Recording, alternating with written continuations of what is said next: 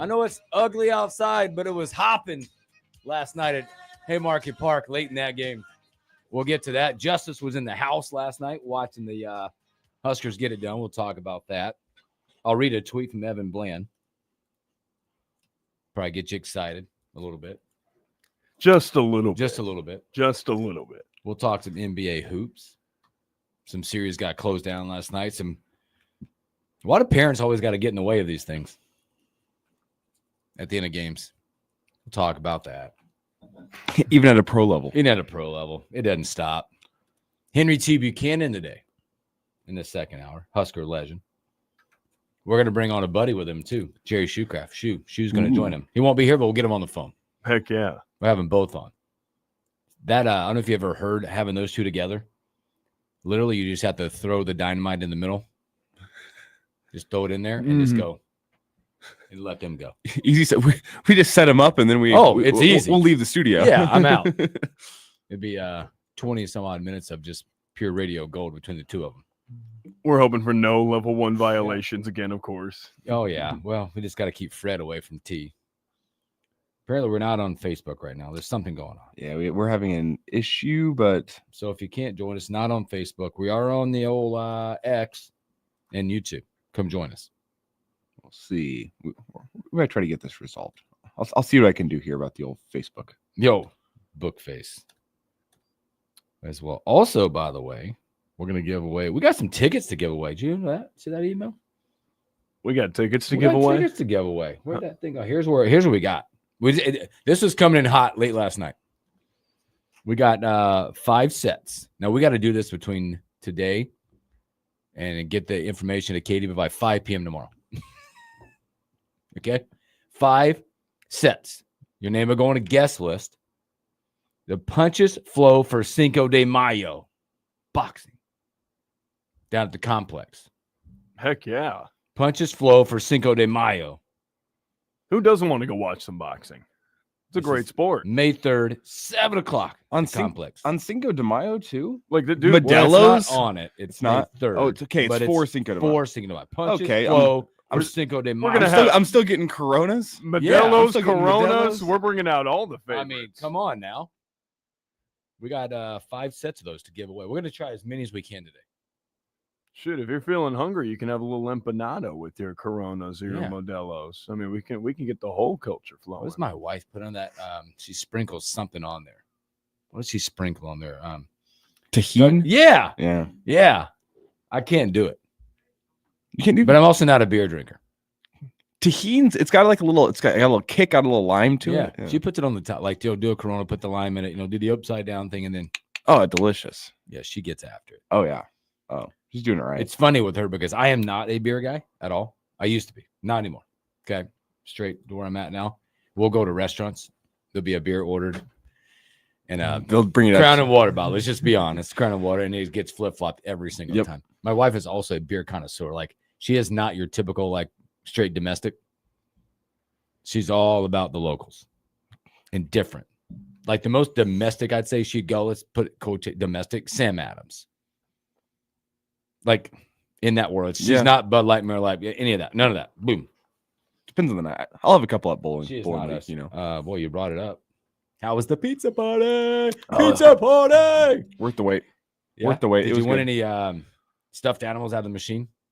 No, you didn't go over there and spit some dollars into it. No, I was hammering pizza and hammering strikes. Yeah. It was a good night. Good night of bowling. Good. Maybe sprinkle in a couple spares just for good measure. I did. There was a couple spares in there. It's easier on our pizza party night. I think I went through this where we played 9-pin no tap, meaning if you get 9 pins instead of all 10, they still count you as a strike. So you get some elevated scores that way. It's a good time. It's a good time. And my Nuggets won. Oh, we're getting there. That's the second segment. Anybody breaking 200s? There's people breaking 200s all the time in that league. I bowled a 244 last night. What heck yeah. bananas? Yeah. Well, it's 9 counts as a strike too, so I got a little good run. I think 244 was my high last night. Is that your career high? I can't count it because it's no tap. So the 9 also counts as a strike, you know? Oh, no, I know, but like we're counting it. If we're counting it, it's career high. Yeah. Okay. Yeah. Without the no tap, what's the regular 10-pin career high? 219. Guess still pretty darn good. I'll pull up the notes app anyway. Yeah, I'm out on that. 219. I'm in on some tap. Best I've gotten is a 175. Oh no, I was wrong. On January 23rd, 2024, I bowled a 227. That was in game 3 Fact check of our 3. 219 was my high score before that. I did that in January of 2022. You're the first ever person to get live community noted. How about that? Yeah. There we go. Right. Yeah. Congratulations. Hey, we believe in accuracy on this show. We do believe in accuracy. So I'll get the accuracy out there for you. Yeah, 227 in January of last year. Nice. Mm. Nice. Hey, I tell you, Gabe Swanson was pretty accurate What? last night. Holy Last cow. night. Look at that Last transition. night, That's big- pro, that's wow. pro stuff from the young guy. Hey, right I there.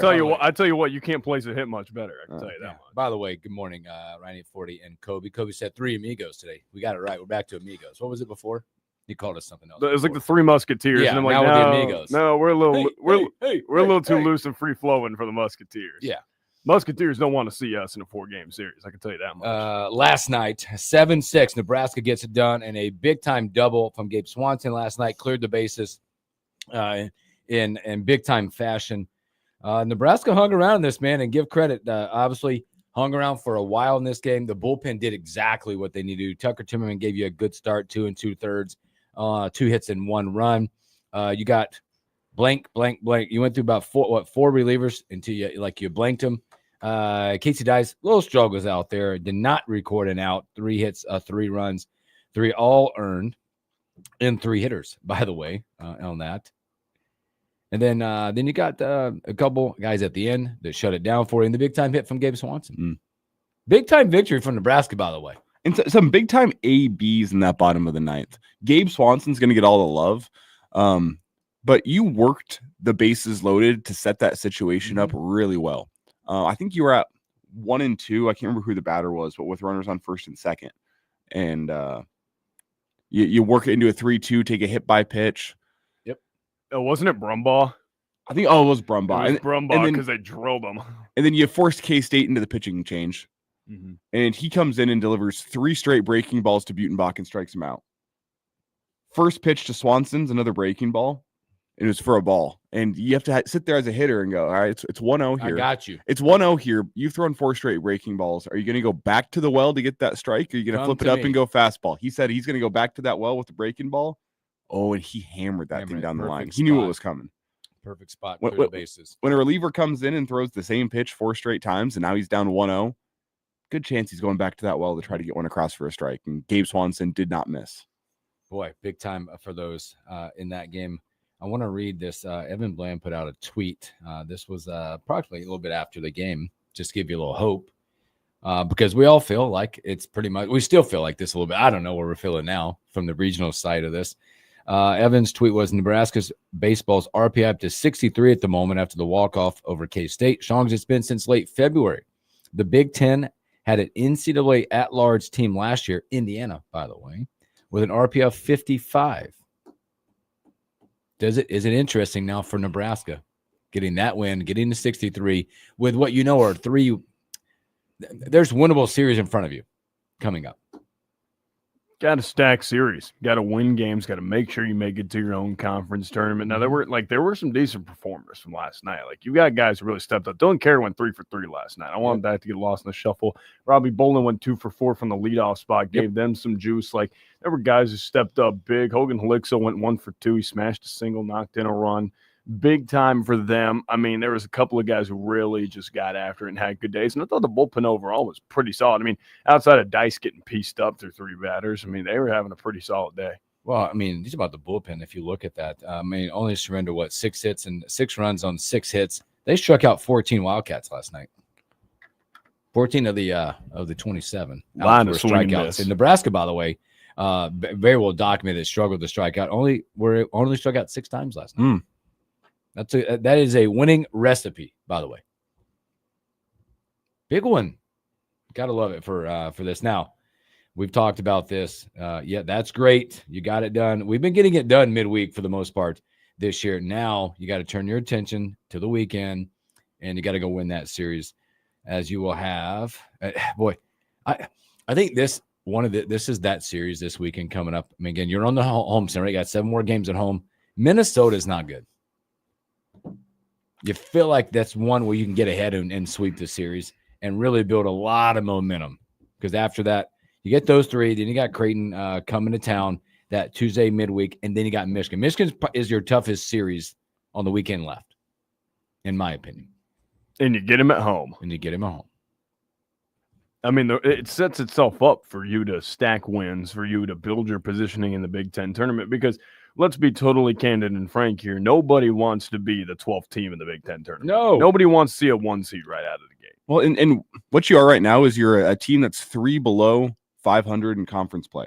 Now, a below 500 record will still sneak you in, but you got 3 weekend series left: Minnesota, Michigan, Purdue. If you get a series victory in each of those, you're back to 500 or better. 500 or better.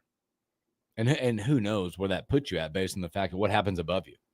Yeah, there's teams that literally are going to help yourself out by, picking each other off. Like, there's going to be some like middle of the pack teams that play some series, and there's going to be some shuffling around the board. So how does that look? There's going to be some, there's going to be some bad losses in college baseball inevitably in the national scene. There's going to be teams who, will lose a series down the stretch that maybe they shouldn't. And so the RPI is going to see some shuffling among some teams. So who knows? You could find your way. All you have to do is get a chip at the poker table. Yeah, and share. As it stands right now, a 500 finish in the Big Ten.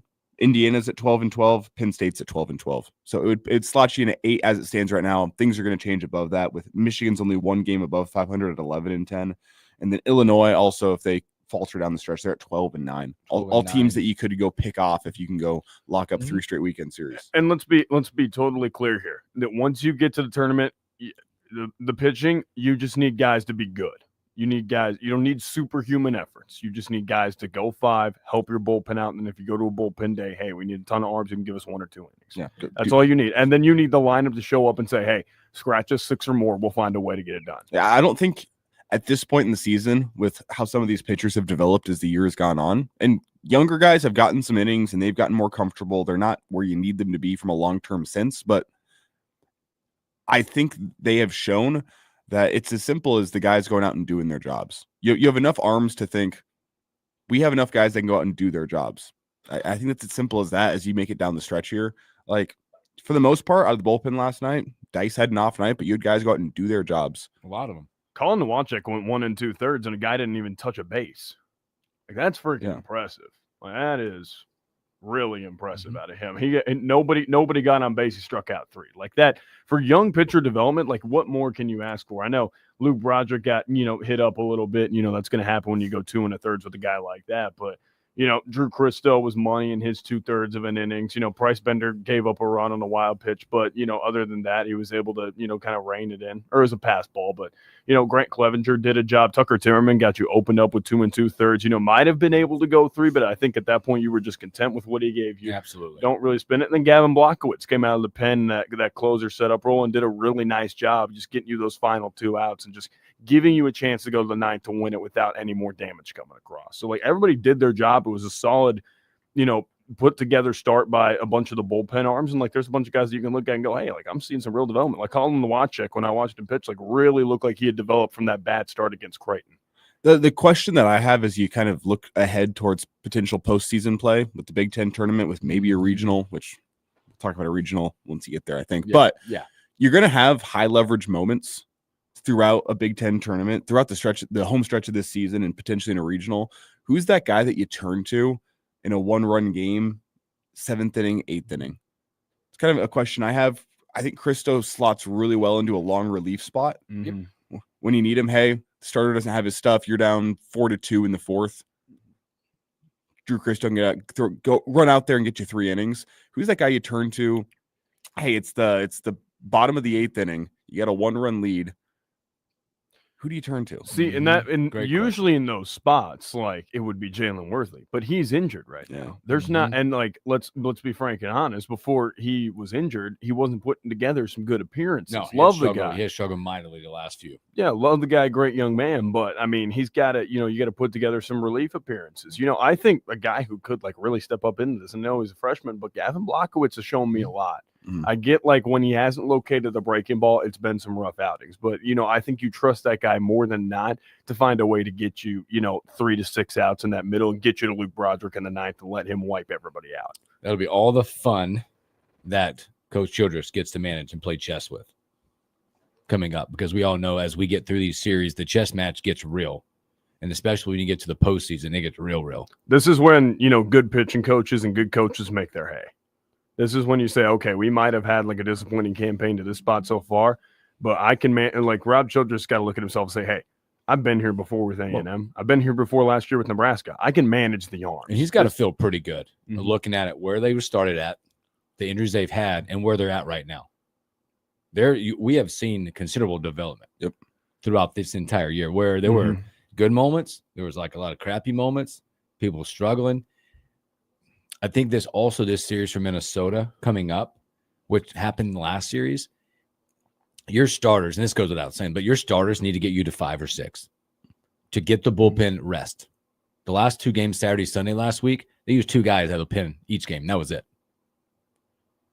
And it was awesome. Awesome. That's the way it should go. Tyler Stone's been coming on strong. Will Walsh hasn't had the best last few weeks. Suspect last Friday starts. But he's a guy that through his entire body of work, I think you feel like guys aren't always going to have their A stuff.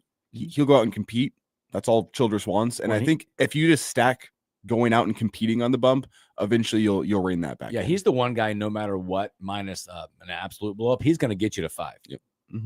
They know that with him, that he has the mental capacity to go out and I'm going to give you 5. Because I might give up 4, I might give up 5. I don't know, but I'm going to get you to 5. And that speaks to what I said. He's a competitor on the bump. Like he gets out there, and again, even if he doesn't have his top tier stuff, he's going to get you 5 because he's got that kind of fire in his belly. He's going to go out there and compete for you. And you feel really good about your Saturday, Sunday guys after their last couple of weeks and their starts and what they've got you. Honestly, two weeks ago, they went into series having 0 wins. Yeah. And I mean, Jackson Brockett's been really good lately. Great. Yeah. And Ty Horn's really starting to find the groove. I think he's really starting to figure out, okay, like this, I can finally I'm settled in a D1 level. Like I'm seeing conference opponents. I'm dialed it now. Like he had a really good start against Maryland. I think that really keyed it off. And I think the big thing that you can look at from last night is, hey, no matter what, no matter how many times K-State punched back, Nebraska always stayed within striking distance with that lineup. They were always within striking distance. It was always, hey, if we put 1 to 2 together, get 1 to 2 on base, find a way to move them over, steal a base, find a way to, just bunt a guy over, double bunt, put the ball in play, bolt ball, put pressure on the catcher to make a throw to first, he throws it away.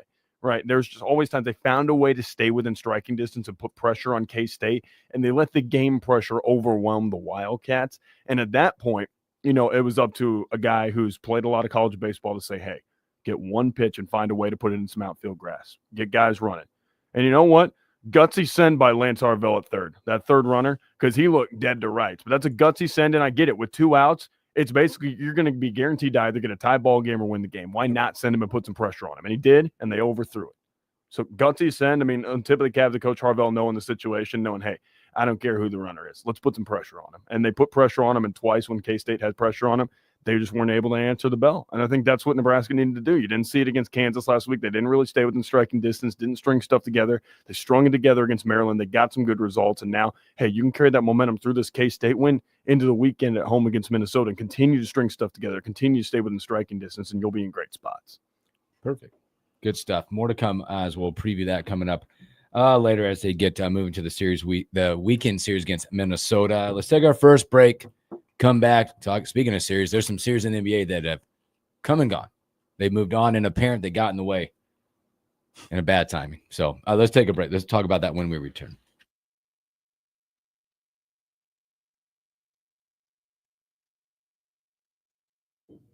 Money.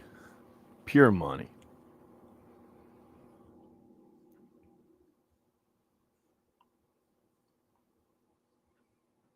That was good. Good stuff.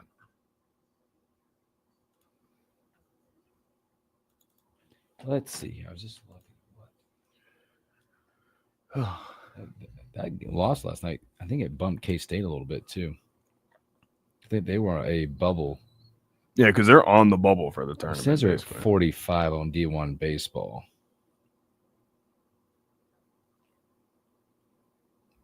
I don't know when they updated this though.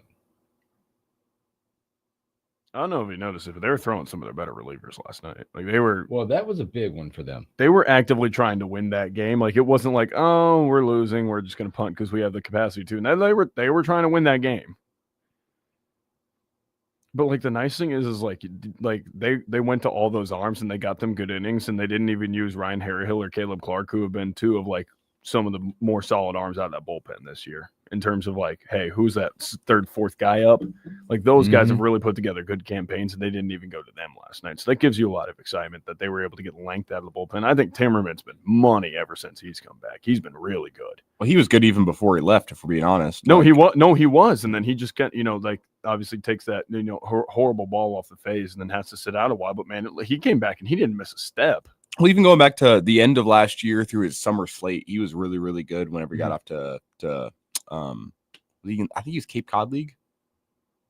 I don't know if he's Cape Cod, but he was somewhere good.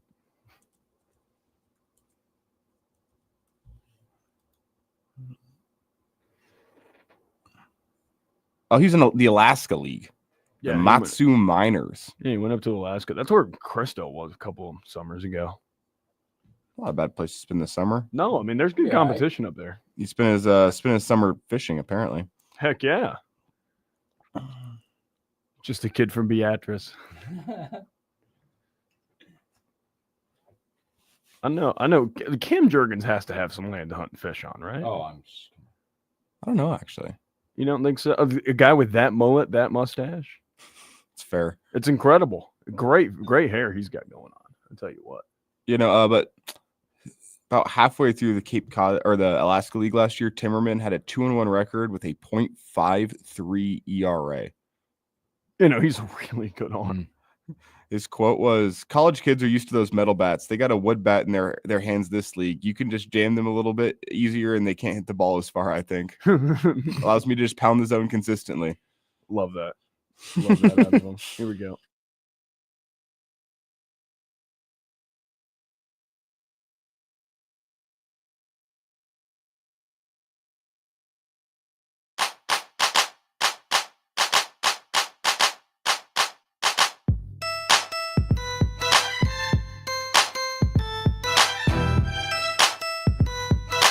Welcome back in the morning hookup. Happy hump day. We didn't get to the part you were at the game last night. We didn't. And by the way, you're doing just fine this morning. Oh, I'm doing just fine. Just fine. We managed to make it through. I just, I had to will myself out of bed this morning. The covers were a little too warm, a little too cozy. So I just had to, snap out of that and say, hey, let's go be disciplined. Let's go have a day, right? No, but old Lincoln East Spartan AJ Avasco was in, right, and we were asking him a couple questions, just wanted to get his thoughts on a couple of questions we asking. We were asking him about some local establishments. Hey AJ, if you sell, maybe if you let a fly ball just kind of drop on by, maybe we swing by De Leon's later, hook you up with a burrito, something like that. He's a college kid. I know they're getting jersey mics after the game, so wanted to see what he think about that, and then he left. He got a defensive replacement. So we were asking we're like, dude, where's our buddy AJ? Bring him back. Like, what did you do? Go? And I was like, dude, I'm going to go speak to your manager. Like, I'm going to go talk to customer service about this. I'm like, dude, we had a great time with AJ. Like, we got to the backup right fielder a little bit. Like, they were my buddies were looking up his high school stats and stuff. Oh, and no. I'm like, oh my God. And then we found out where he went to high school. And I'm like, wait a minute. He went to high school like 2 hours away from me. Like, what? So we were just getting after it. It was a fun time, and then like we were just chirping like the whole time. And then they got the runners on base. The Gabe Swanson is double. We're jumping up and down. Their outfiters just looking at us, just like shaking their heads. We're like, just walk. Come on back, guys! Like, just walk off. You're good. Was it were you guys party deck? Is that where you guys were? Yeah. Oh boy. Yeah. Fired up and out on the party deck. It was a party. It was a good crowd last night too. It's felt like dang near every game for a couple of weeks now since Nebraska's been at Haymarket. There's been one home run on the party deck. I don't think you guys got one last night, which is a shame. There's been a lot of home run party decks in the last couple of weeks. No, and it's okay because it's a party deck. I'll tell you that. We were having a ball last night. A few teams having a ball last night in the NBA. How about Jamal Murray, have yourself a game. Oh my gosh, 131-115 late last night. Play off Jamal Murray. Different. Pretty good. 43 points. 43. 5 and 7 last night. They just put it to him throughout that game as well. The Joker just a little simple triple-double last night. No big deal. But yeah, Jamal Murray get you to that 3-2 lead. We talked about this yesterday. I thought this was was a pivotal for the Nugget and the Clippers both. go up 3-2. Somebody's going to win this in 7, or it could have been 6. If the Clippers won, we thought it was going to be in 6. They go back home. Now, going to go back to L.A. The Clippers, that place will be on fire. They'll be playing with urgency and see if the Nuggets can match it. But they get it done last night, 3-2.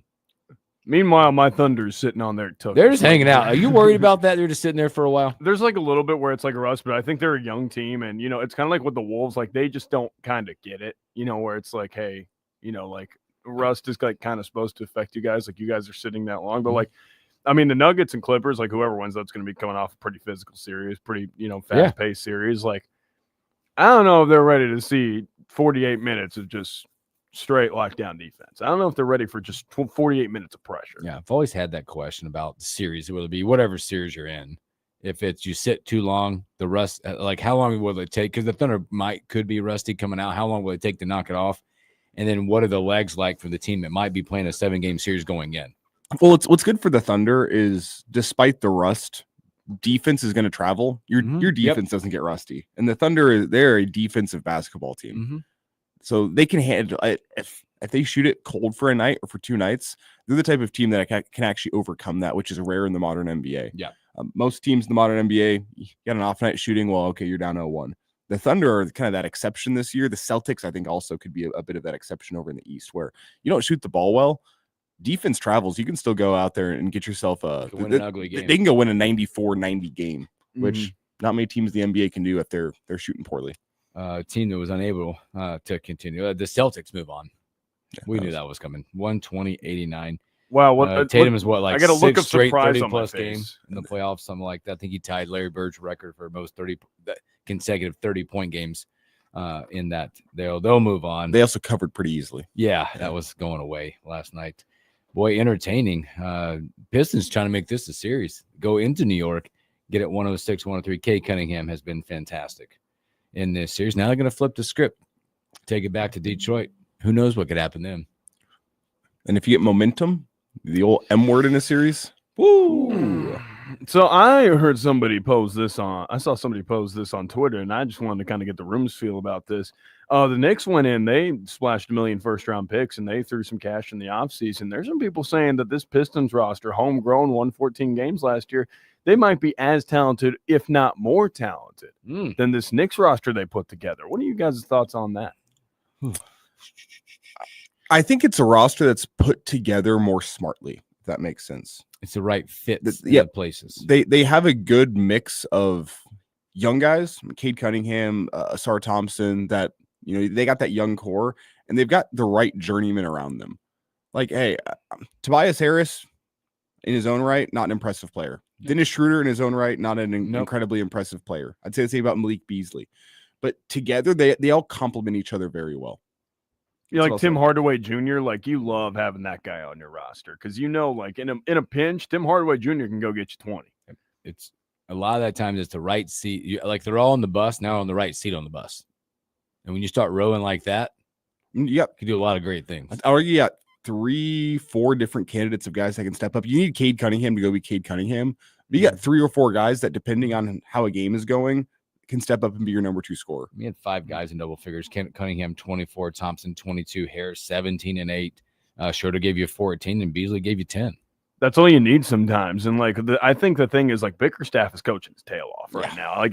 Like some people could say he's out coaching Tom Thibodeau. And when I look at what the Pistons are, they just look like they genuinely enjoy playing basketball, and it's like they enjoy being around each other. Sometimes with the Knicks, they just look a little disjointed, and I'm like, okay, do you guys like functioning together? Are we going on a Team Panda Express run after the game? I don't know, but I could see that with the Pistons. I could see them going and hitting, an establishment together and laughing and cracking some jokes and having a good time. Thibodeau's not the biggest players coach. He's tough. And I love that about him. You love it about him, but sometimes it just doesn't work. It works. I think it works for younger guys or older vets who are like, hey, yeah, I've been around the league for a while, but I don't know if it works necessarily with a bunch of actual star players. He's going to run you into the ground, and defense is not optional with Tom Thibodeau.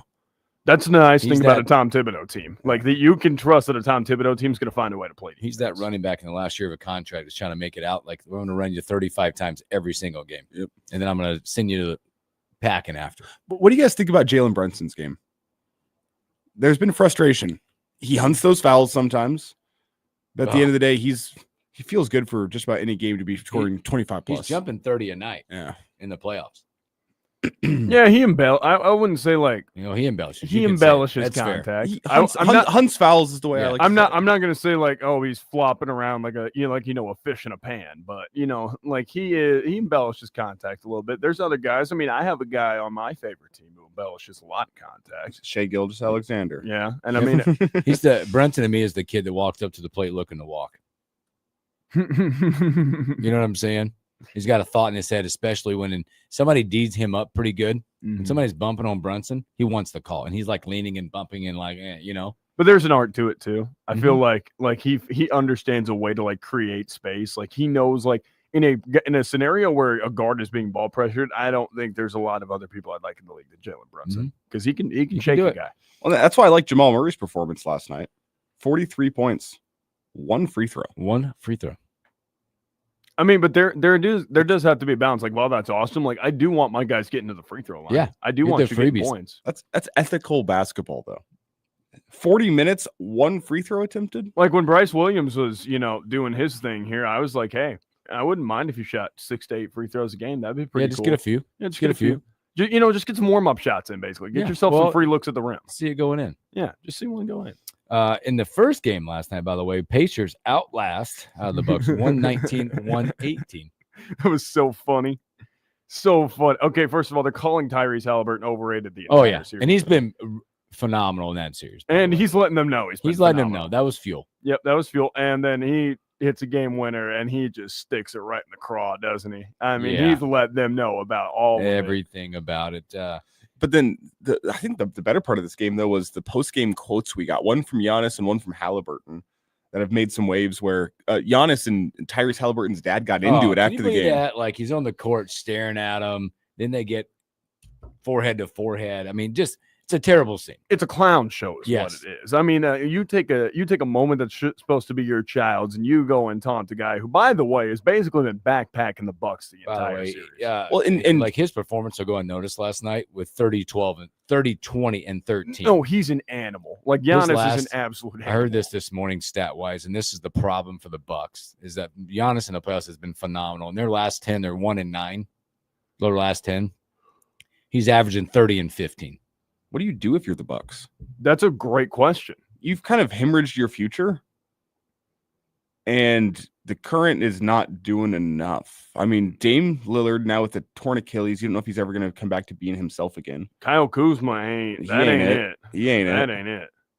I mean, like have Giannis and nobody else. Like their young guys don't give me a lot. Like they brought in Andre Jackson. He's a young guy I like, but like he doesn't score a lot. Like that's the thing is like he can start and he can give you great defense, but like they don't have guys who can score. Like if one of your best future bets is AJ Green, no disrespect to AJ Green, dude can shoot the absolute cover off the ball. I don't know if you love your future. He said he was asked last night about it. In quote, he said, "I'm not going to do this. I know how this is gonna. Whatever I say, I know how it's gonna get translated. I don't know, man. I wish I was still playing. I wish I was still coming back to Milwaukee. I don't know." Perfect response. I don't think I think in an emotional state like he was probably at where it's like he is probably on the brink of just absolute frustration where he's like, I am doing everything I possibly can to try to will this team to victory. And it's just not enough. Well, and realistically, if you're the Bucks, you look at how the last 2 postseasons have gone. You do have to look at, I think, blowing it up. Do you not? I think entertain. Like, what if Giannis fields a better than Luka type offer? That's what I'm saying. What if a team goes out and offers multiple first-round picks, multiple future pieces, and says, "Hey, we can take that contract off your hands, and I get he's your star player. We would love to add him to our roster. We will give you a premium to add him to our roster." It's never been more clear to me that their championship window has already slammed shut. It's gone. It's gone. That sailed a few years ago. And I don't think you have the capital to try to turn this roster around right now unless you're blowing it up and starting fresh. And that's why you kind of, I would go around silently to the GMs of the league and be like, hey, if you can give us an offer, we will come to the negotiating table and talk this. Like, I would seriously entertain it because, like, what do you, like, their window of gaining valuable assets to add to this team is, very, very slim. Like, you would have to wheel and deal a ton of pieces to even get the capital to bring in some real impact pieces. And I just don't think that A, they want to go through that hassle, and B, I don't know if Giannis wants to be patient enough to have to sit through a 1 to 2 year retool. Patience. That's going to be the key for him. Would you entertain Jamal Murray, Michael Porter Jr. in a first-round pick for Giannis? Oh, you're asking for more than that. Would that be a conversation starter though? I think because You might get a toe in the door. the Nuggets, you might get a toe and just be like, that's okay. Like, I get what you're saying, but like, can we offer more? Like you can get to the negotiating table and the Bucks will be like, all right, we're going to need more than this. Here's a list of players we want. yeah. But if you're the Nuggets, new GM coming in, likely new head coach coming in, they're probably going to be doing some wheeling and dealing this offseason. I don't know. That it'll be interesting to follow, but the Bucks may have the most intriguing offseason of any NBA team ahead of them. They're at a crossroad for sure. No, and like I think like if you want to get Giannis on your team, you're gonna lose like a high end 3 or a low end 2 on your roster. Mm-hmm. Like your high end third option or your low end second option is gonna have to go out the door, and you're gonna have to show off another bench piece, and you're gonna have to give up some draft capital. Like there is going to be a lot. He's still right in that prime. Although, hey, if you got a buddy in the Bucks front office, maybe he can swing you a Nico Harrison, Rob Pelinka type deal. Because holy cow, if we're trading Luka for that, then maybe Giannis might not be worth more than 3 first-round picks at this going market. I don't know. Giannis for AD straight up. Done. There's Moving your deal. on. Sign, still, deliver. We're out. Does Giannis play enough defense for Nico Harrison? I don't know. Defense wins championships down there. Hey, he had that block in the finals. Who could forget that block? The one finger block in the finals. Tonight, there's a couple of teams trying to keep their season rolling. Warriors will head to Houston. That's a 3-1 series. Houston favored by 3.5 right now. And the T-Wolves trying to kick the Lakers to the curb tonight, 9 o'clock. Both games on TNT. Lakers 5.5-point favorites. I cannot wait to watch that one. It's going to be a funny game because I think the Lakers are going to come out and just try to shove the T-Wolves around again. I think they're just going to try to play bully ball. And you know what? I'm going to put it out in the ether. I think, maybe Adam Silver sent a little memo to the officials like, hey, maybe we need to watch some of this contact. Maybe we need to shoot a couple more free throws in this game. Maybe there was that, and maybe the league office took a look at it and said, maybe maybe Luka was tripped a little bit. Maybe there should be some fouls called for the old purple and gold. I'm just going to say maybe the T-Wolves get a couple extra fouls, but I think this one's a little more closely officiated. At the end of the day, the Wolves have been the aggressor. And that's been the difference in the series. Yep. They've pushed them around. Like the Lakers have pushed back. Here's my air quotes. They've pushed back, but it's not the aggressive nature. It's like when you're ready to throw hands. Who's really ready to throw hands? In the NBA, there aren't many guys ready to throw hands. Like they'll put them up, but the T-Wolves are going to throw hands. Oh, they're ready. They're ready. Anthony Edwards is praying to fight somebody. Yeah. Julius Randle's definitely praying to fight somebody. Nas Reed probably wants to fight somebody with the way he's been shooting the basketball. There's a number of guys who like Rudy Gobert. We know Rudy Gobert will swing on somebody. We've seen it before. I mean, he's going to miss like he does everything else, but he'll try. Yeah. All I know with this game tonight is the T-Wolves are going to bring the fight, but I've seen enough NBA postseason series to know the team that's down 3-1 playing at home, the whistle's going to go the way they want it to go. There's a narrative. It's the way she goes. And whether or not that's the NBA trying to extend the series, whether or not that's just the reality of being an official and, hey, you're in a juiced up venue that is going to be cheering and booing your every whistle.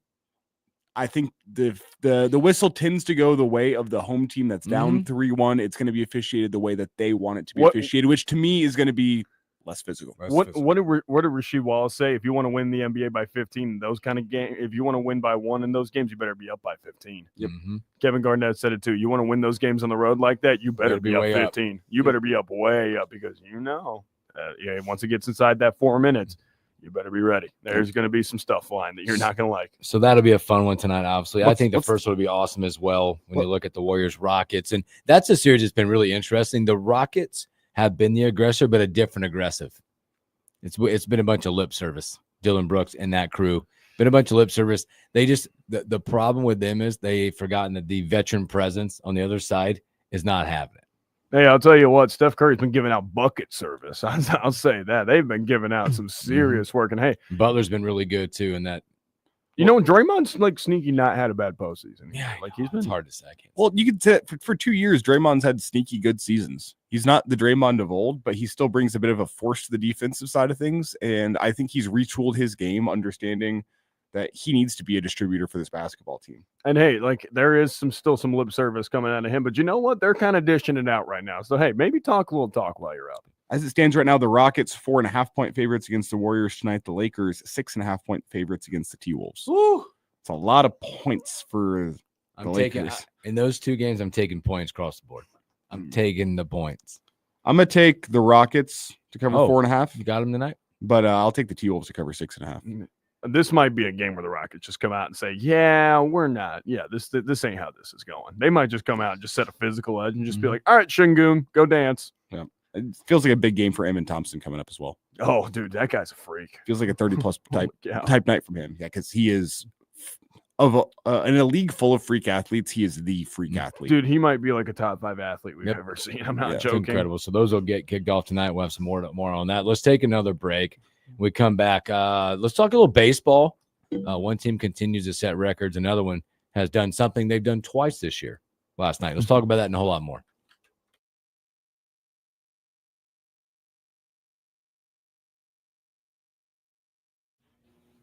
All right. That's good stuff. Elijah, why are your Rockies 4-28? Because they're on pace to win 22 games. Yeah, do you want the real answer to that? No. I said it preseason. They're the worst freaking roster in baseball. Here's the real answer. Dick Monfort needs to sell the team. Yeah. He's content with being terrible because he turns a profit. Folks still go to those games because Coors is a great place to catch game. It is. It's perfect. Hey, I'd waste $2 there. I mean, that's probably how much the tickets costed. I got in last year. Let's see. I have this stat pulled up somewhere. I tweeted about it. I did it. I think I got a ticket to the game plus 4 beers for $30. Dude, heck yeah. You did what? Yeah. That was parking was included with that too, with my ticket. So it was parking included. $30 for 4 beers and a ticket to a baseball game. Can deal with that. Yeah, I can put up with a terrible product. At that point, like, are you just going to games to watch the other team? You know what I'm saying? Yeah. Rockies opening day, home opening series. They're playing the A's. They had an A's setup in the team shop. You could buy A's jerseys and A's hats. They had like a little stand for the A's. That's genius marketing right there. It's disgusting, but I understand why they're doing it. Hey, the A's are fun. Their owner's terrible, but they're fun. It's more I can say about the Rockies, so I can't even say anything about that. The Rockies had a guy that I was like really excited about, and then they traded him to Cleveland. And I'm like, oh, yeah, dang. McMahon. No, Nolan Jones. Oh, Nolan Jones. Excuse me. Nolan Jones. McMahon's still with the Rockies. McMahon probably is going to get out of Dodge soon. You are correct. Well, I didn't even know the dude they got back for Nolan Jones. I don't know either. Like, it's just not notable. I'm like, dude, you chipped away Nolan Jones for not even pennies on the dollar, like pence on the dollar. I'm like half pennies. You get a half a penny. You don't even get a full penny. They're like, dude, we can't even get a full penny. No, you get half a penny. You'll like it. Well, Rockies they're tanking for somebody. Tank for Tua. Hey, they're getting Arch Manning next year in the draft. They're bringing back Russell Wilson. Just you wait. Oh my God! When Russell Wilson down the pinstripes for the Yankees, yeah, guess what? He's going to be down the pinstripes for the Rockies. Who are the top draft prospects? For Ethan Holiday. Yeah, he's number 1. Ethan Holiday. Probably Iva Arquette snuck his way up. He's meandered his way up. Tyler Bremner. Iva Arquette's number 5, according to the most recent draft prospects list from yesterday. Jonathan Mayo. Yeah. He's got Arquette at 5. A couple high schoolers. Seth Hernandez probably up there. Not top 10. Wow. Oh no, he's number 2. I was about to say. Yeah, Jamie Arnold from Florida State, number 3. Yeah, he's nasty. I don't think the Rockies go pitcher, but we'll see. No, I don't think they do either. The problem is they've invested in pitchers in the draft, understanding that they can't sign any in free agency. Yeah. No one's come to Colorado, so they signed him in the draft and tried to get him for a couple of seasons before they inevitably sign a bigger contract elsewhere. Not a winning strategy. No, not a winning strategy. I don't know how long they keep Chase Dollander around. We'll see. He's on the bump today against Hooksy's Braves. Might have to beat BM on that. No, Good old get right time for Atlanta. Thank you. That's the early afternoon time slot. I think it's a 2 o'clock first pitch. Been getting right today. Definitely have to beat that. Big Chase Dolander guy. Same. He's got 4 starts, 21 strikeouts. That's crazy.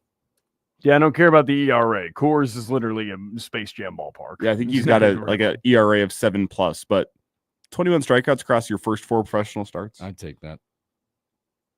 Hey, basically, if you're a home pitcher at Coors Field, subtract 0.75 from the ERA to get a more accurate ERA. You might be able to take a whole run off that bad boy. A 5 in Coors is probably a 4 somewhere else. Yeah, I'd say so. I mean, it's 0.75 conservatively. Mm-hmm. Dude, it's not a real ballpark, bro. I don't think I'll forgive the Rockies. I said this yesterday, and I'll say it again. I don't think I'm going to forgive them for passing on Jack Caglione. I'm pretty sure they'll look to regret that. Burning. Dude, they should lean into the Monstars approach of like, hey, let's just hit 1 million home runs and let's just out offense people. Yeah. I don't understand that move at all. Whatever the Rockies were on the clock last year, I don't watch many MLB drafts, but I'm like, Rockies got a chance at Caglione. I've seen him with my own eyes. Dude's a dog. All right, there you go. Big time.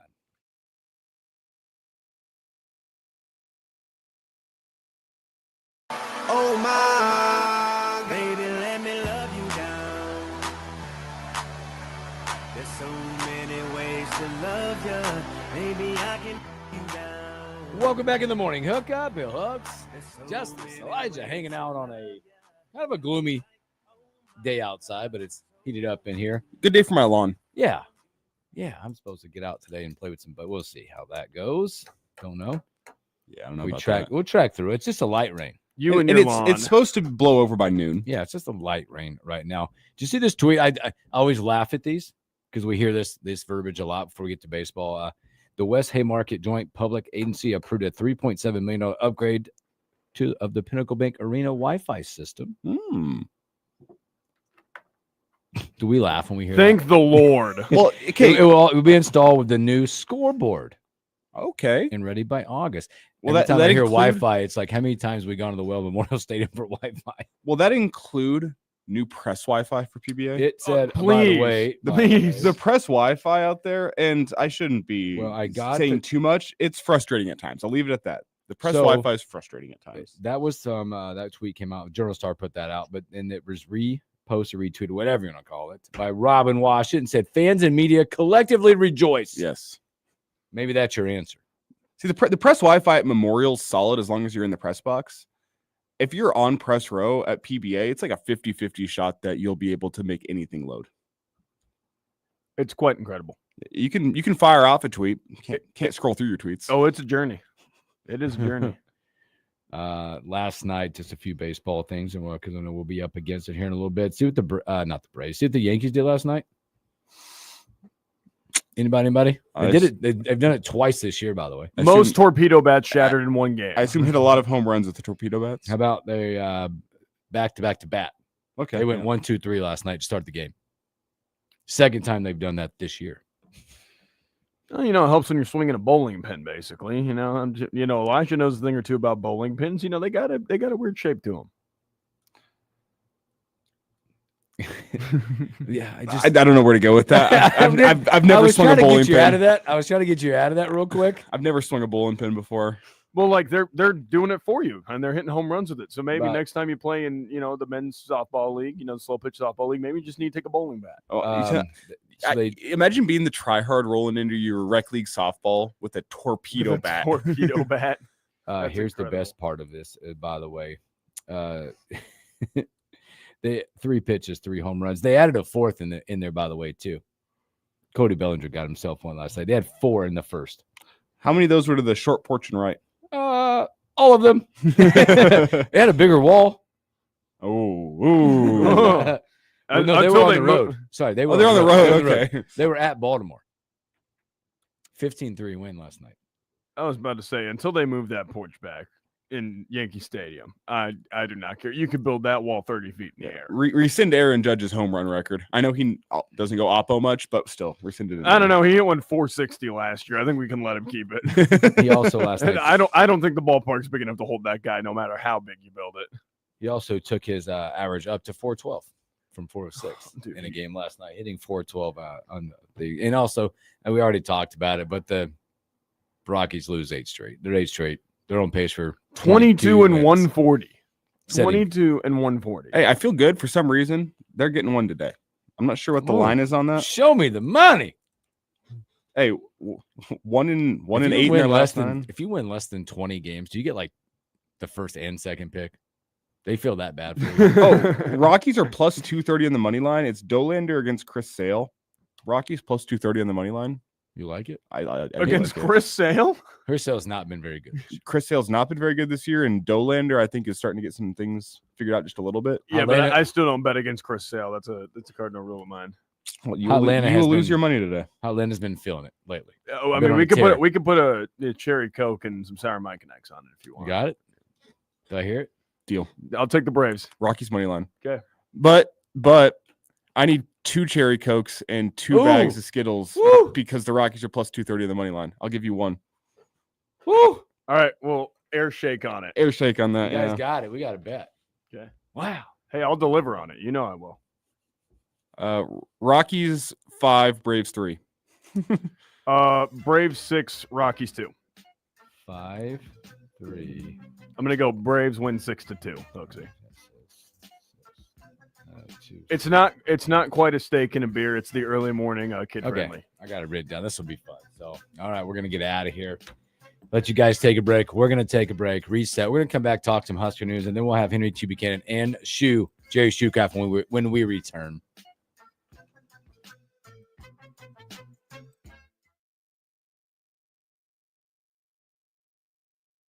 This is Nia. Hi, Nia. It's Jennifer. Did you know that Discover automatically doubles all the cash back you've earned at the end of your first year? Yeah, I work here. Okay. I was just double checking. Get it? Because Discover automatically doubles all the cash back you've earned at the end of your first year? Oh, you get me, Nia. Well, you could say that I double get you. I guess we've taken it too far. You earn, we match. Discover Cashback Match. See terms at discover.com/creditcard.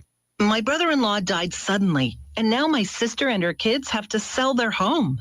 That's why I told my husband we could not put off getting life insurance any longer. An agent offered us a 10-year, $500,000 policy for nearly $50 a month. Then we called SelectQuote.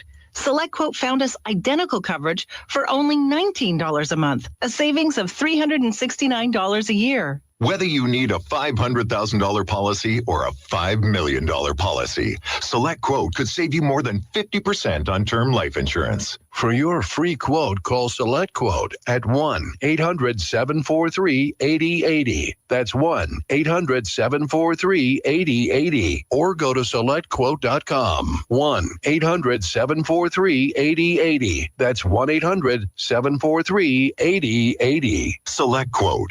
We shop. You save. Full details on example policies at selectquote.com/commercials. Prescriptions require an online consultation with a healthcare provider who will determine if appropriate restrictions apply. See website for details and important safety information. Price varies based on product and subscription plan. Hey guys, let's talk ED because millions of men experience it, but not everyone can access or afford treatments like Viagra. Hims can help. Through Hims.com, you can access a full range of treatment options for ED through a 100% online process. To start your free online visit and save up to 95%, go to Hims.com/joy. Lincoln's local news, talk, sports, and weather station. FM 101.5, 1240 AM, KFOR, and KFRX HD3, Lincoln. From ABC News, I'm Sherry Preston. The U.S. economy is shrinking for the first time in 3 years. The reason, most economists say, President Trump's on-again, off-again tariffs. Here's ABC's Jim Ryan. U.S. companies in the first 3 months of the year were stockpiling foreign-made goods in hopes of beating Washington's new import fees. The result is that first quarter GDP fell 0.3% on an annualized basis. The last time the U.S. saw negative economic growth was in the first quarter of 2022, a 1% blip that quickly turned around. ABC News chief business correspondent Rebecca Jarvis says many U.S. companies, uncertain about what the future could hold, rushed in to buy imports before those tariffs kicked in. The fact that companies felt concerned enough to go out and buy lots and lots of goods. It is an indicator that things are very precarious right now, that they're very uncertain. It's also an indicator that companies, if they have non-perishables and they are stockpiling them, that they shouldn't have to pass increased costs off to the consumer in the immediate future. Consumer spending was also up in the first quarter. Analysts believe that's because people were also rushing to buy items before the tariffs take effect. It could be among the topics to be discussed at a cabinet meeting being held right now at the White House. Millions of Americans are once again in the path of potentially dangerous storms. ABC's Ginger Z says yesterday was a rough one, too. In Springfield, Missouri, winds up to 90 miles per hour. In western Pennsylvania, roofs torn from businesses, power lines coming down. More than 500,000 customers lost power. 2 people in the Pittsburgh area were killed when they stepped on live power lines. At the Supreme Court this morning, a Catholic school in Oklahoma is arguing to become the first religious charter school in the country to be funded directly by taxpayer dollars. That was down 421. You're listening to ABC News. I'm still going for it, even with higher stroke risk from atrial fibrillation and a regular heartbeat not caused by a heart valve problem. Over a 3-year study, Eliquis apixaban tablets reduce stroke risk better than warfarin, and over 97% of Eliquis patients did not experience a stroke. A first stroke occurred in 2.9% of warfarin patients versus 2.3% of Eliquis patients. Don't stop taking prescription Eliquis without asking your doctor. It may increase your stroke risk. Eliquis can cause serious and in rare cases fatal bleeding. Don't take Eliquis if you have an artificial heart valve, abnormal bleeding, or antiphospholipid syndrome. While taking, you may bruise more easily or take longer for bleeding to stop. A spinal injection while on Eliquis increases risk of blood clots, which may cause paralysis, the inability to move. Get medical help right away for unexpected bleeding, unusual bruising, or tingling, numbness, or muscle weakness. Medications such as aspirin products, NSAIDs, SSRIs, SNRIs, and blood thinners may increase bleeding risk. Tell your doctor about all planned medical or dental procedures. Learn more at Eliquis.com or call 1-855-ELIQUIS. Your help is needed in a hit-and-run case. Good morning. I'm Jeff Moats. We're at 52 degrees at KFOR. A hit and run from Sunday afternoon in the Bethany area of Northeast Lincoln is part of this week's Crime Stoppers report. It happened near 65th and Holdridge, according to LPD forensics technician Becky Keller. She says a maroon Chevy Silverado hit the passenger side of a vehicle trying to make a turn. The truck left immediately. However, the victim followed and got a decent photo of it. And you can find out with the story up at KFORnow.com. Keller adds the truck was missing the handle on the tailgate, had a dent on top of the tailgate, also has a multi-hitch ball in the back, an aftermarket exhaust pipe, and a black toolbox in the bed of the truck. A 41-year-old Lincoln man who worked as a massage therapist is now facing charges of first-degree sexual assault for allegedly sexually assaulting a woman that he was massaging. This happened back on March 27th, according to an arrest affidavit. The report of the assault happened immediately after the woman left the Southeast Lincoln massage business. She claimed she was getting a massage from a masseuse, later identified as LaVille Jones, before he sexually assaulted her, pressed hard against her neck. The woman reported the assault again and had a sexual assault nurse examination conducted. Officers met with Jones at his home April 4th, and he denied the allegation, but he also agreed to submit a DNA sample to be referenced against the sexual assault kit. April 22nd, the State Patrol Crime Lab shared its report with Lincoln Police. The results showed that Jones had inappropriately touched the woman in 2 places. Officers went to arrest Jones on Thursday, but he ended up turning himself into jail on Monday. He's due in court June 4th.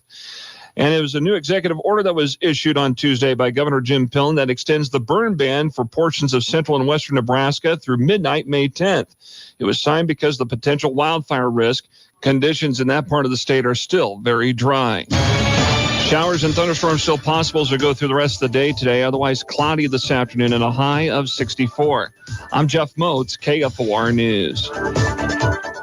Make hauling easy with the MWC Park Can Easy Dump. This satellite dumper goes where big garbage trucks can't and can haul everything from trash to yard waste to recycling. The fully automatic Easy Dump fits in the back of a standard pickup truck, so there's no need for a CDL license. Perfect for alleys, gated communities, condos, parks, anywhere. Come see the Easy Dump yourself at MWC Can in Lincoln, or go to MWC-can.com today. Why'd I go to the doctor?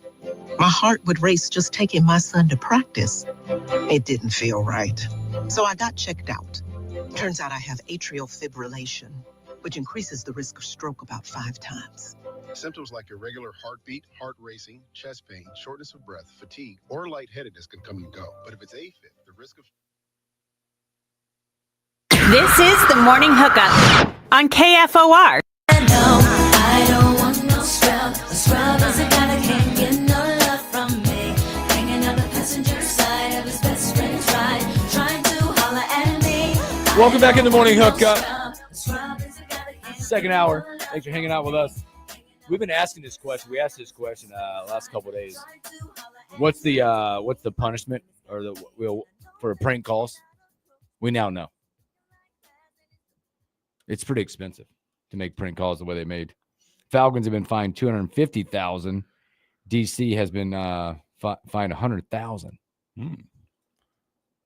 Oh, you best believe his son ain't going nowhere near an iPad after that. No laptops, no iPads for you, son. 100,000 of the DC. They said NFL said the fines were for failing to prevent the disclosure of confidential information distributed to the club in advance of the NFL draft. $250 for the organization. Hey, you sir, you get $100,000. How many? Boy, it's a lot of allowance. It's fair. It's very fair. Very fair. So that just came out. A few minutes away from Henry T. Buchanan and Jerry Shoecraft hanging out with us. So we'll talk a little hoops right now. We just found out we got all our home and away opponents coming up. They actually make sense this year. They make sense. Well, who we'll see at PBA and how many and which ones we'll cross with. Our home and away, by the way, the three teams that we'll see at both places is Illinois, Iowa, Northwestern. Those are your crosses. I don't love the idea of playing Illinois twice this year. I do not. You know, it's the Big Ten though. Yeah.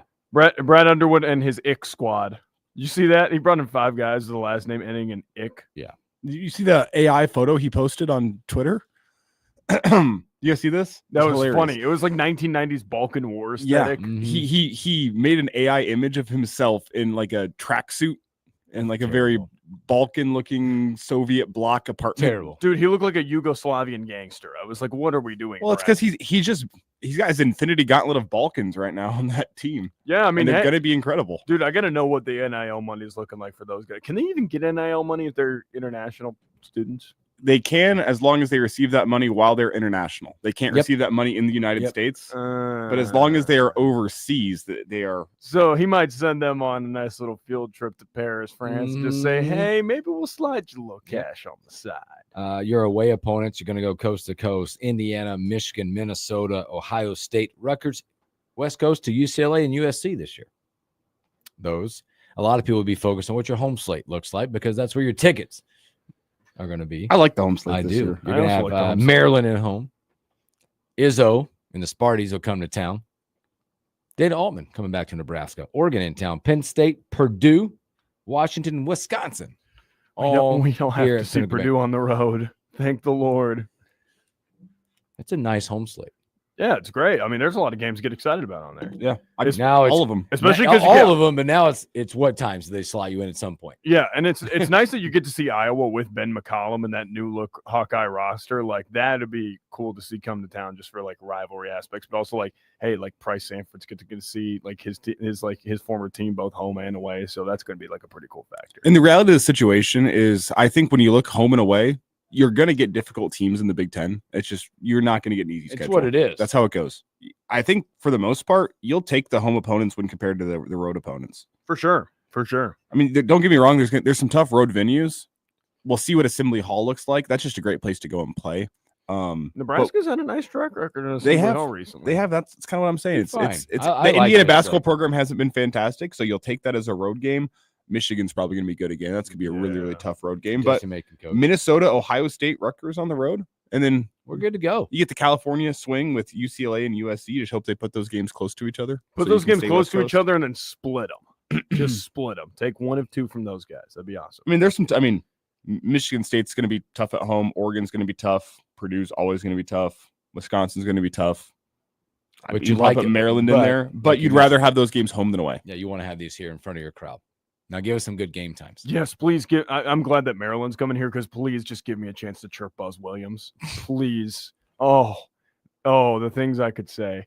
But and that you might say. Oh, I'm gonna totally bring up a joke about how he never stays in a place longer than 6 years. That's gonna definitely be brought up. My buddy's from Blacksburg, so he knows his kids from when he was at Vatech. There's gonna be some stuff. Just privy to. Make a custom sign that counts down from 6. That is Buzz Williams' years left at Maryland. Oh, you've seen the homemade clock for Giannis in the free throw, similar to that. Yeah, just hold that sign in front of you. Maryland's years left of Buzz Williams. No, yeah, and then I'm just gonna title the sign "The Buzz Wore Off." I love this show. See, I love this. All of this. What also is out there in Nebraska basketball? What's a tight end do out there talking to our 3-point shooter? Well, they got stakes on this now. There's we got a stakes. time to. They're live streaming Friday. Luke Lindenmeyer, Connor Essegian 3-point shooting contest. Loser has to donate $1,000 to the charity of the winner's choice. Woo! I'm in on this. I like that. Yeah, I like that. That's good stuff. Yeah, for a good cause. People might not know, but Luke can shoot. Luke can play. 4-year starter at Papio. Yeah, when he was there, and his career 3-point shooting percentage 41%. Oh, Connor, you better get ready. Hey, I've played Lindy in pickup. He can go. He can hoop a little bit. Do you take him? I don't think the thing about Essegian, I don't love him against the college 39% 3-point shooter. especially a guy in Essegian that without a hand in his face feels pretty knocked down. Yeah. If you give him a chance to settle himself, like he feels like a guy that would thrive in that 3-point shooting contest. And it's that, like that NBA. Essegian won. It's like NBA shooting contest. Is this the NBA? They're going to put the racks out, they're gonna put the Moneyball. racks Are they out, going to be all that at? stuff. Is this PBA? I don't know if it'll be PBA, but they might take him to the practice facility. Might do it for the. I'm thinking about the visual. If it's in PBA, might cost Luke some problems. No, but if it's in the practice facility, like be fine. They Just play good- there. yeah. they play pickup there. Like Lindenmeyer could probably get it going. Of all the Husker basketball players, Justice, who do you think's the best hooper? I know you have some firsthand experience. You get out there and play, and you're a good hooper. The basketball players, yeah. So among the Full football on players, hoop, football. among the football players, who's the best hooper? Lindenmeyer's up there. I'll tell you that much. I got goop. Golly, he was good. Like sneaky. I don't know. I don't think he's on the team anymore. But Tavion Thompson was pretty good. Southeast guy. Mhm. He's pretty solid. Lindenmeyer might just be the best of the bunch. Might be the best of the bunch. He might be the best of the bunch. I can't really think of a guy who actually played basketball in high school like that. That's on the team. Anybody who thinks they're good but they're not. There's always those. I don't know. I don't know if there's any of those guys, but another guy who's pretty decent is Quinn Clark, just because he's athletic, 6'5" athletic. I think he's a 3-sport athlete up in Montana too. Yeah, he was. I bet you Harburg feels like he would be a good basketball player. No, is that a guy who thinks he's good? No, he's just there for runs, man. He's there for vibes. My buddy blocked him at the rim when he went up for a dunk. That was really funny. Harburg just feels like one of those guys that's good at whatever sport he picks up. Just jack of all trades. Gramstad's sneaky, not bad. Oh, Good. Granddad, he's not bad. Yeah, I think he's got those old man at the YMCA moves in his bag, probably. Yeah, I don't know. I haven't seen a ton of guys. When Kai Walden was here, he could actually go. He's pretty decent. But yeah, Lindy's probably the best of the bunch. Oh, okay. I mean, he was a 4-year starter, so All yeah. right. I love this. If there's a guy to represent him, he's So pretty. we'll good live kid. stream it Friday. There We're tends live to be stream Friday. good crossover between tight ends and basketball players too. Tight ends seem to translate well to the basketball court. Basketball players feel seem like- to translate well to the tight end position. I would have killed to see Fedoni play basketball in high school. I felt like he would have been a monster. Mm-hmm. Especially I know he's had the double leg injuries and he's filled out since, but I feel like he would have been a monster. 6'6", athletic, big frame. That guy would have been a problem, probably. A guy that was pretty good back in my era, which he didn't really pan out as well at Nebraska as people would have hoped. But Blaze Gunnarsson would come down to the rec and play. Oh, really? And get after it? He's a pretty good hooper. Well, he's just athlete. Wasn't he always just hurt too? Yeah. That was the bad thing about him. Yep. Because he was uber talented when he was on the field, but man, I mean, he just kept getting wrecked by injuries. Injury issues, and he never, from a physical point, never quite filled out the way I think you wanted an edge rusher to fill out. But I tell you what, he had those Ted Hendricks go-go gadget arms. He was just long spin, long arms. He could jump out the gym when he's on the basketball court. Didn't need to shoot it all that great because he could just get to the rim. Just get to the rim every time he time. wanted to. Yeah. That's good stuff. By the way, good morning, Claire. Will's sister hanging out with us this morning. Good morning. Good morning. Good to see you there. Let's take a break because he is waiting. He asked me where the link was. We're going to get it to him. It's now. Sitting now. Sitting now. He gets excited about Now. this stuff. So let's take a break. Come back with the legend, Henry T. Buchanan.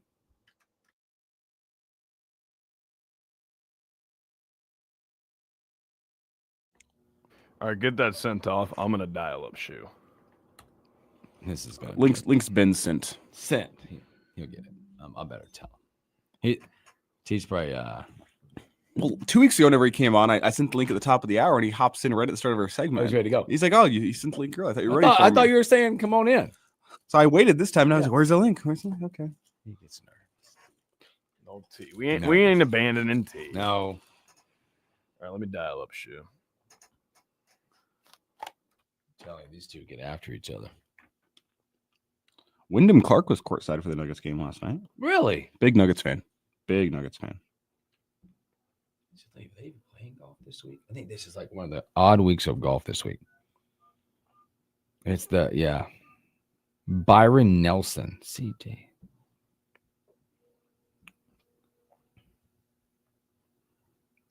The Byron Nelson purse, $9.9 million. Oh, they're big time guys. Let's go. Scotty Scheffler, Jordan Spieth, Sam Burns, Willie Z. Let's go.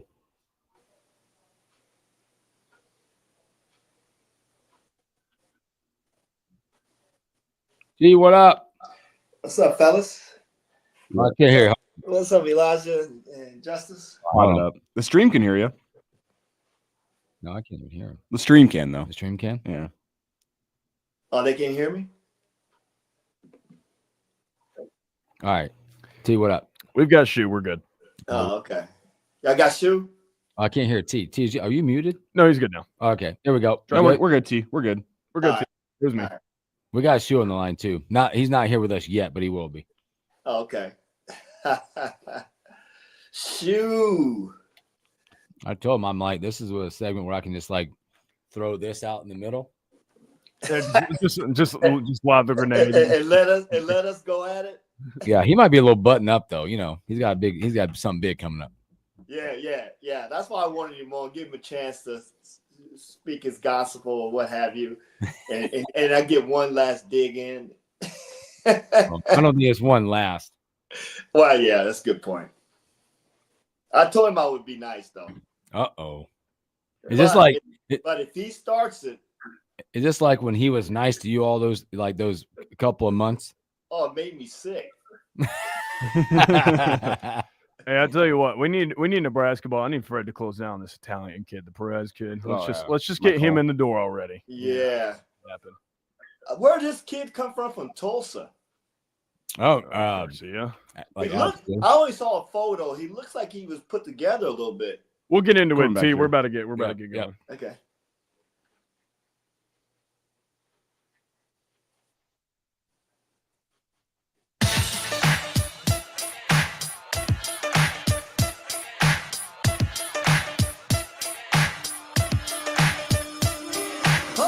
Welcome back in the morning hookup. Here we go. We got the Husker legend. We got a couple legends. I'm gonna call them today. Couple legends. Henry T. Buchanan, Superman on the line. Two on the line. What's up, fellas? What's happening? What's up, fellas? Let's do this. Hey, Thomas, how's it going? Oh God.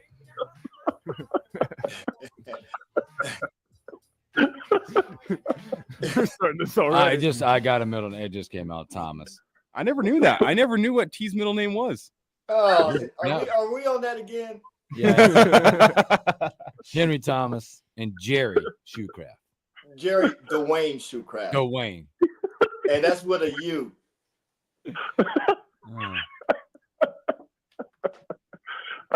See there, Dwayne. I said I was going to be nice, and then you already started. Hey, Thomas, I'm going to be nice. I promise. Do you call me Thomas? You were here a couple of weeks ago, and I'm going to be nice today. What was that about 2 weeks ago? What'd you say? 2 weeks ago when you were at our house, I was nice to you. No, you weren't. Hey, listen, I had a bone to pick 2 weeks ago because I found out from you that T was even in town. Ooh. Hey, It was a sneak in, sneak out, Bill. Sneak in, sneak out. I was on a mission. That sounds like when sounds like when you secretly come here and put on a dress shirt. It was kinda thing. the under the cover of darkness kind of operation. It was a fly by night kind of thing. No, And Susan held me hostage. They held me hostage. I couldn't leave the house. Sue said you came back solely just to get Husker gear. Yeah. I don't recall that.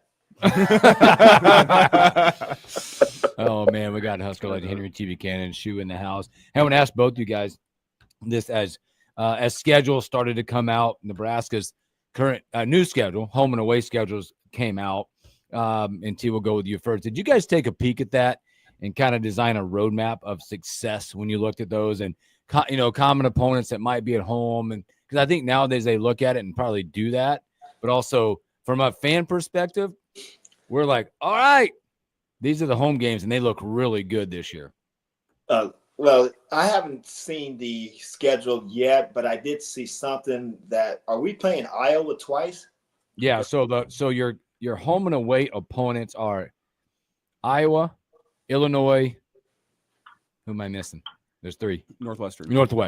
Those are the three that you play home and away. Okay. And I know Iowa, with a new coaching staff and new players, and we stole one of their players. I don't know how many they kept from this year's team. So, we should have an advantage there. But I also know Illinois picked up Pedro Stojakovic, the shooting sensation that played for Sacramento for years and can flat out shoot it. And his son, I know, just transferred to Illinois, 6'7" shooter, 6'7", 6'8", they flat out shoot it. And Northwestern is Northwestern. They're, blue collar, type of team. So, you look forward to games like that. And with the team that Coach Hoiberg is assembling, that I feel pretty confident that if we don't match this year, we'll probably do a bit better. But we with the team and the depth that we have and what we have coming back, yes, Bryce is going to be a major loss. And, of course, our junkyard dog and Gary is going to be a big-time loss. But at the same token, the next man up. And with this recruiting process, with the transfer portal that we have and the four-star recruit that we have in Quentin Rhymes, I think we'll be in good shape. I think what he's done and what he's assembled right now, guys, that I think we are going to be able to compete. Now, have I seen these guys play yet other than Quentin? No, I haven't, other than Stanford. I did see St. Thomas play, but the kid guy, I can't think of his last name, Blue. I can't think of what he did in that game. I really don't remember. I didn't realize he was 6'6" guard when they said he was a point guard. I didn't realize he was 6'6". So when Coach Hoiberg was on the show a couple of weeks ago, 2 or 3 weeks ago, I think he had mentioned that, and that was nice to hear because Big Ten has some really, really big guards. So for us to be able to compete there, and with the size that we're going to have and the shooting that we're going to have with Stanford and Connor and some other guys who's coming in, and with Mass who can flat out shoot it, I'm pretty good about our chances this year and how we're going to compete, not only in the Big Ten Conference, but when the preseason schedule, pre-conference game schedule come out, and see what we have and if they have any. Now, did the whole schedule come out or just the Big Ten schedule? Just the Big Ten. It's not slated yet, but just your home and away. Okay. So here's how your home schedule looks, and we all agree sitting here that there's games that Big Ten's tough, but the games you're going to get at home this year are the teams that you want to be at home. Right now, what you're going to get at home is a few interesting ones, by the way. You got Buzz Williams coming to town, Maryland, Sparty and Izzo to town, Dana Altman bringing Oregon back to town, Penn State, Purdue, Wisconsin, and Washington. Loving it. I'm loving it. Gotta love it. Shu, let me ask you this. I know the Huskers are getting back rink mass. That's a big thing to get. When you get a guy who can stretch the floor in a Fred Hoiberg offense like that, and somebody who can offer you spacing from the center position, offer you some playmaking, how much does that free you up as like a guard or a wing to operate in the way you want? Like, put yourselves in the shoes of Connor Essegian or Kendall Blue or Price Sanford. How much does that free you up to play the best parts of your game with a guy like that operating at the 5? Well, I think it's wonderful that he's coming back, but besides a post player that can step out and be a playmaker and hit threes, he has tremendous footwork in posting up. So we'll now have some down low presence and someone that can score because he has excellent footwork, and then he also can step out and hit the 3, set screens, and be a playmaker. So you'll see a tremendous difference in our style of play with him coming back, and it'll be a much more balance with respect to our offense. And for me personally, fellas, just me being a point guard / 2 guard when I was at Nebraska, and having someone that's able in that type of offense to be able to run the offense and allow me to utilize some of the strengths that I had from the perimeter perspective, being able to move around and get shots off instead of setting other folks up. I think it's going to be great the way he played the year before last, and he was integral. He was an integral part of our success and how he ran the offense and how he was able to hit that, bring the big men out, and the big men didn't want to come out to guard him. And I forgot, was it the Wisconsin game when he hit like six threes or something like that a couple of years ago, where he was just on fire, and he was like that all year. And just to have somebody with that type of basketball IQ and being able to not only post up, but run the offense for us and be a threat from the perimeter. So I think that's a welcome addition. Welcome back, Mass, to be honest. And I think the kids, Lawrence coming back, Jamarcus Lawrence coming back, who's played with him, that's familiar not only with Mass and also familiar with the offense. And he's going to be able to bring some of the new transfers, bring them around, and the freshmen around to learn that offense and the expectations of Coach Hoiberg and his staff. I want to get your guys' thoughts here, because Fred has talked a little bit about the need for a point guard or the lack thereof, saying we don't need a point guard per se. They have a couple guys they feel comfortable bringing the ball up the floor. You have Rink Mast, who can kind of play that point forward type, free throw line extended, run the offense from there. What do you guys make of the fact that as this portal window closes, doesn't really feel like Nebraska is going to have a true point guard? How do you think Nebraska is going to be able to operate without a true point guard? Well, I think. Go ahead, Shu. I think we need a true point guard, especially in the case if we suffer any unfortunate injuries. We need someone to run our offense. So I would have liked to have seen us get a true point guard. I know Lawrence can bring the ball up. Sam can bring the ball up at certain times, but when you have an aggressive defensive team putting full court pressure on us, we definitely are going to need a true point guard. So that's how I feel about it. And I agree with Shu, but at the same time, when you got pressure and a team really pressured us full court. What I mean by that, made it difficult for us to get the ball up the court, and with the type of offense that we run and how we attack full court pressure, it's not a point guard that we need. It's more about passing the ball, catching the ball, and eliminating those unforced turnovers. Because once we get the ball across the court, we don't have the traditional point guard. And a lot of teams, if you look at it across the landscape, there's a lot of teams that don't really have a pure point guard.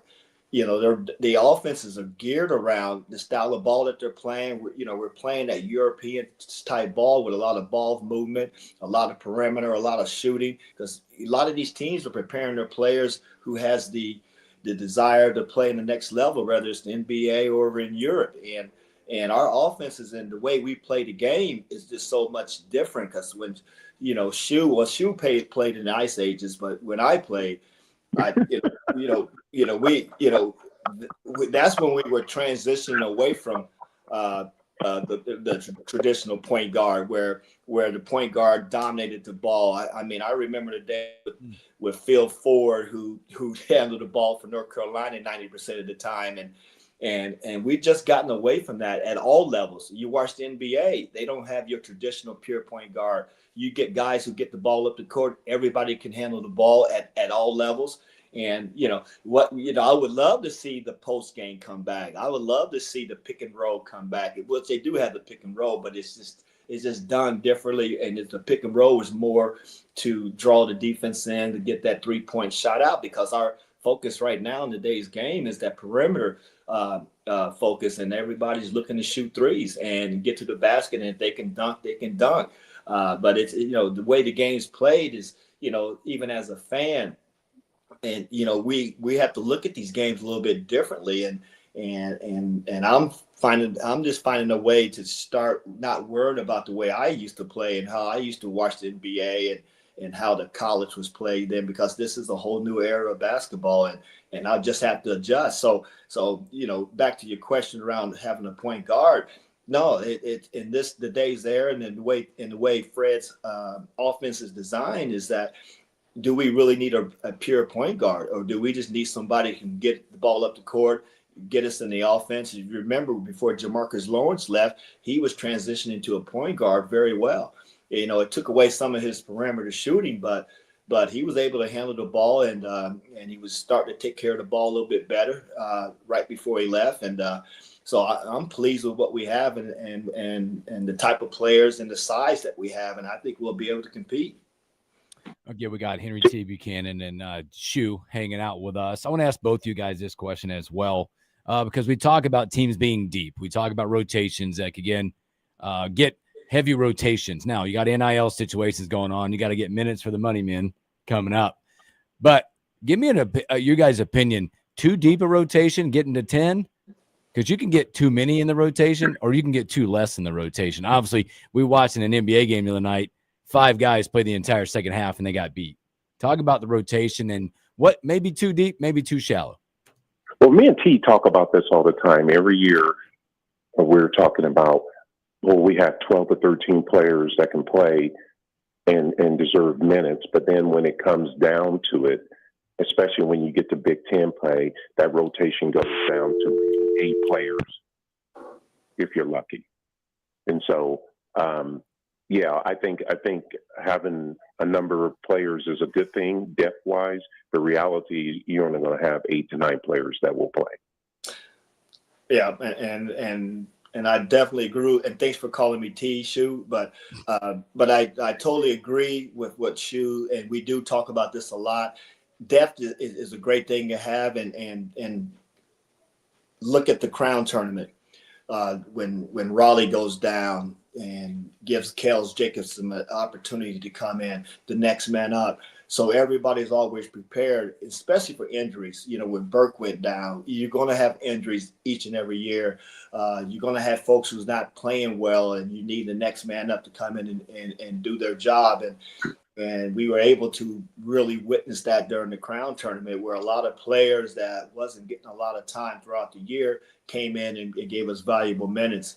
And that's what depth is all about. And like I said, the pre-conference games, you're going to see a lot of different rotations, a lot of starting lineups, and what coaches are doing is really trying to find that chemistry in the players that play well together. And it doesn't necessarily mean the person that's coming off the bench is not deserving of a starting position, but they may play better with the 5 that's out there. And then when the guys who's coming off the bench, those rotation, and if you see most games, you rarely see at any level in any team in college, pros, even high school, that you have the same starting 5 for a whole season. It's always going to be somebody's not playing well, coach's decision, or somebody gets hurt or something like that, or matchups. So depth is huge, and with Nebraska the last couple of years, we've had a lot of depth, and that's why we've won. I think coach has won 20 plus games for 3 straight seasons, or 3 to 5 seasons, or something like that. And that's where that comes from. And especially in the Big Ten, you have to have depth.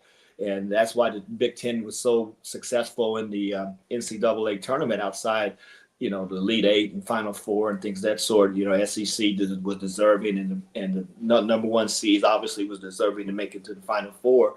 But I thought the Big Ten teams had their chances and showed well. And our conference is still one of the top conferences in the country. And Coach Hoiberg and his staff has recruited the right players to be able to compete.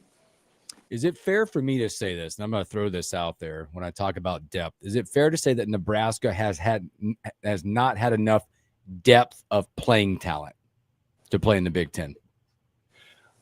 I would say that's fair. And I'm not dogging any player. They all have roles, but to compete in the top end of the Big Ten, you got to have enough developed playing talent to compete. Well, it's a difference between playing talent and the right talent. And what I mean by that is the Big Ten, if you watch the Big Ten, most teams are very athletic, fast, strong, leapers and things of that sort. Now, have we recruited those type of players? Not to that extent, but we recruited players who can play in the Big Ten, who has the talent to play in the Big Ten. But if we can reincarnate 2 or 3 Garys and some Bryce Williams, yes. But Connor's played with Wisconsin. He's been with us a couple years. He knows what the Big Ten is all about. Sam with his size is very effective in the Big Ten. All of our players have competed, but when you look at it overall, when you look at the games and look at the teams that we're playing against, it's always the rebound and the athletic talent that some of these other teams have that we lack. But I guess my response to that, I think we do have the Big Ten talent, but have we recruited the necessary size? I thought Braxton was going to be that guy, but obviously he didn't pan out the way that we anticipated. But I'm pleased with the talent that we've had. We just had some games. It's easy right now to think about not making the tournament this past year and losing to Texas A&M. But if you look at those games, we were in most of those games, had our chances to win, and sometimes that's the way the ball bounces. But it's not like we are finishing last in the Big Ten and getting drugged every game and things of that sort. We're competing along as well as these other Big Ten teams, and so I have no issues with the talent that we're recruiting. We just got to get over that hump.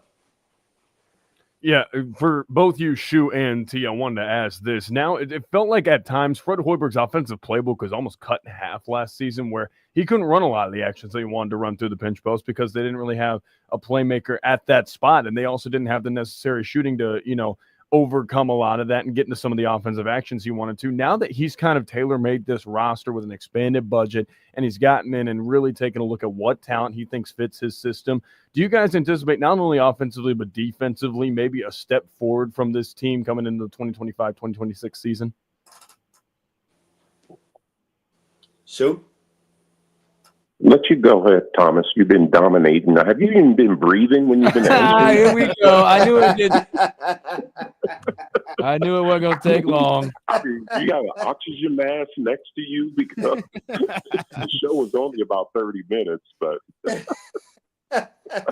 well, to your question, Justice. No, you have you 1,000% correct, and I think with Mass coming back healthy, I think he's going to be the big difference. And I like to move on from, it's almost like those bad games. You got to have that short memory. And this is going to be a totally different team this year. And I know a lot of fans are really excited. I'm excited about Mass coming back and seeing how this offense is going to look with the shooters around him, bringing Jamarcus back. And I can't wait till you guys see Quentin Ryan's play. And the way Connor kind of finished the way he started the season last year. I'm excited to see how he matures and we'll see some improvement there. This Sanford, of course, y'all saw what he did against us and what he did all year and how he can shoot it. And I'm excited to see these new players. this big kid, his first team all MAC conference player out of Central Michigan. I'm excited to see this kid play, and see what this 6'6" point guard. When y'all say we don't have a traditional point guard, just because he's 6'6", he ran point for St. Thomas, and so we do have a point guard that's coming in. And now how he competes in the Big Ten, that's more to come on that, and I can't wait to see that. So I just think with the talent that Mass is not only going to be Mass. We got Burkay that's coming back. Hopefully he'll be 100%. I think he will, after his injury that he suffered, towards the end of the season. And then Jamarcus Lawrence, man, y'all remember what he did for us before he transferred, and that was a tough loss losing him to Rhode Island. But I'm glad he's back. And Sam is going to be Sam. He's going to give you everything he has, and from what I'm understanding, this kid from Southwest that's redshirted can flat out shoot it. And I don't know nothing about this kid from Tulsa. I just saw a picture of him, and he looks like a bruiser. He's a banger. One of the players that I've been excited to get, and even though I haven't seen him play, so I'm pretty excited to get down there. Once I find out, I'll stay in contact with Coach Hoiberg and see when the full roster is going to be and when they're going to start doing some workouts. I'm going to fly down just to take a look at these guys and and get my eyes on them and form my own opinion. But just on paper, it's hard to think about or figure out or even try to guess what type of talent that we have and how we're going to play. The only thing I can really speak on is who I've already saw play. Hey, T, can you breathe underwater?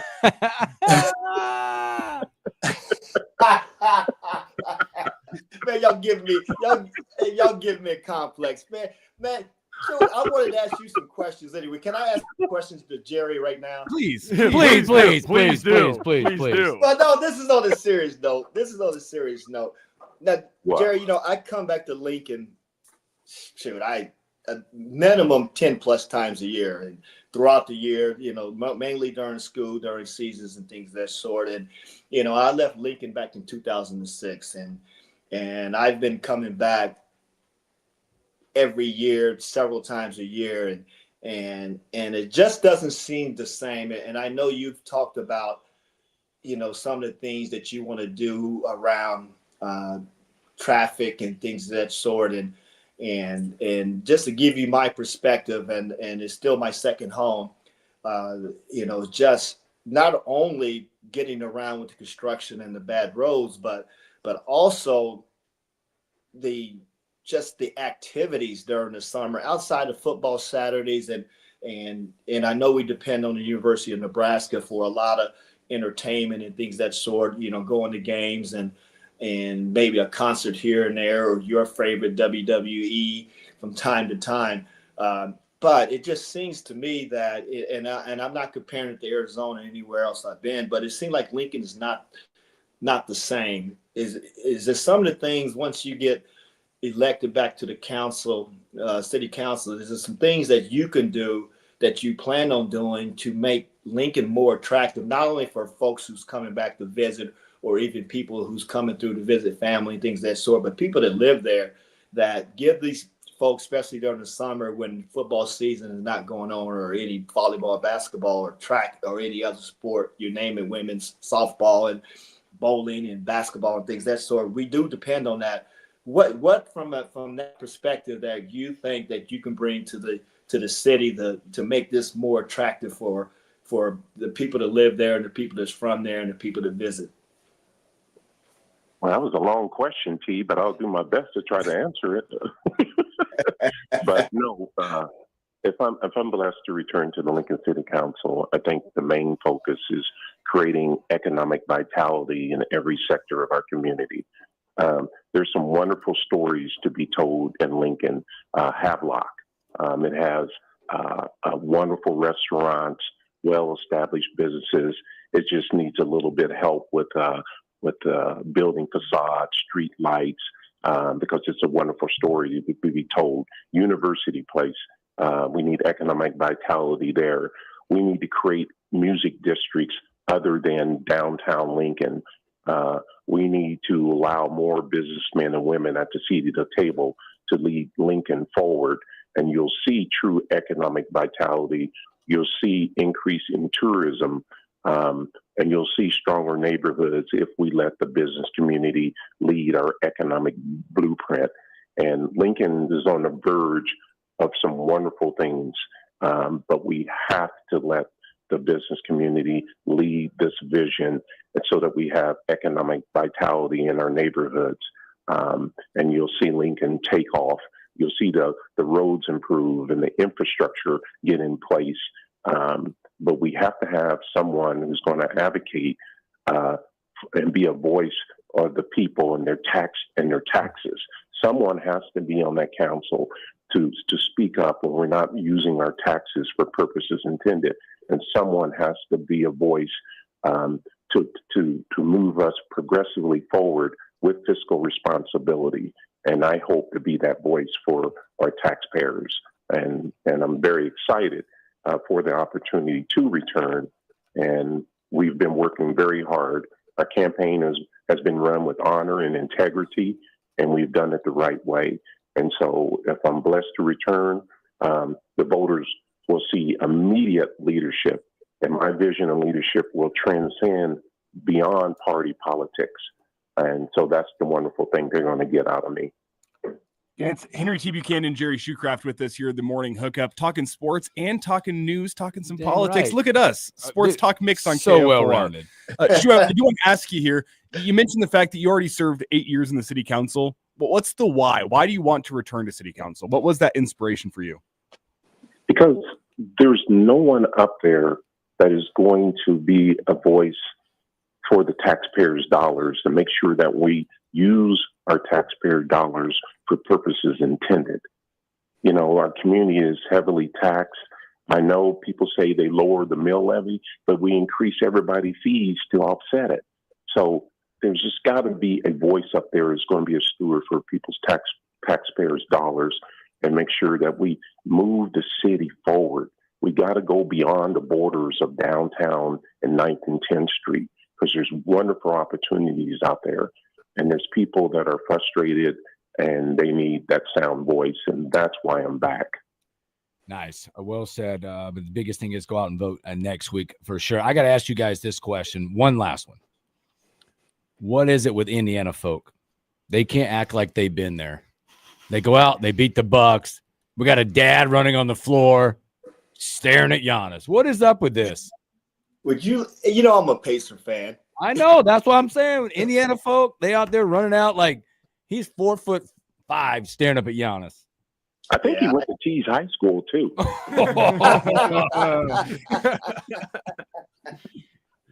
Is that true? Can we confirm or no, not? it's not true. But that was research is happening, by the way. Yep. No, I was very happy that we were able to. Well, Indiana, I hate to say we because I don't want Dwayne getting on my case about, because I'm not a bandwagon. I've been a fan of the Indiana Pacers since they were ABAs, dominate the ABA, 5 championships there. And this is, the fans need this. NBA needs this. We got to get out of, and I'm not saying it's conspiracy, but I've heard it from years and years that they don't like small market teams making it to the finals. And to be able to see the Pacers, who's one of the, in which Milwaukee Bucks, who's won a championship, some years ago, not too long ago, from a small market, and they definitely won one back with Kareem. But I think that I'm not going to say that put a black eye in, but it's just disappointing that instead of celebrating a great win for the Indiana Pacers in an overtime by 1 point, the focus has been on the dad, staring down Giannis, who's about ready to stump a mud hole in him, and that was just kind of disappointing to hear. I even saw a podcast recently where Reggie Miller was talking to one of his former players, and is slipping the tongue. That was part of that Detroit melee, and the player was apologizing to Reggie because of his actions, him wanting to protect his players, and it was and they had Ron Artest and things of that sort. Instead of Detroit couldn't even really focus on winning that championship. I do believe they might have won the championship that year.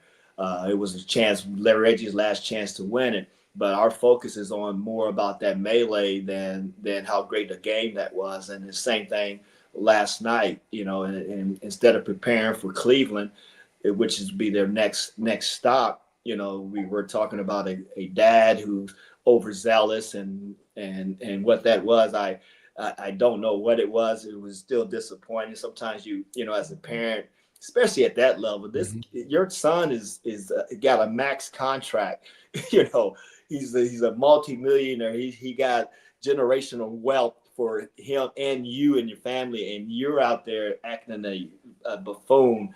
I hated to see that, but go Pacers, and that's all I have to say about that. It was disappointing, and I hope we can focus on that win more and the next, and Cleveland, because Cleveland is going to be a tough out.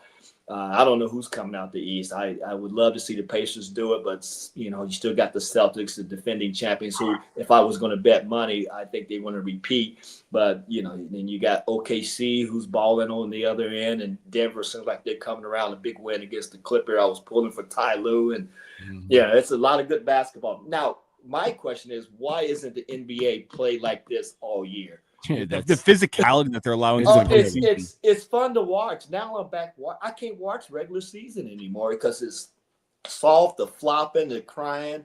These guys are playing basketball the way it should be played. The physicality, it's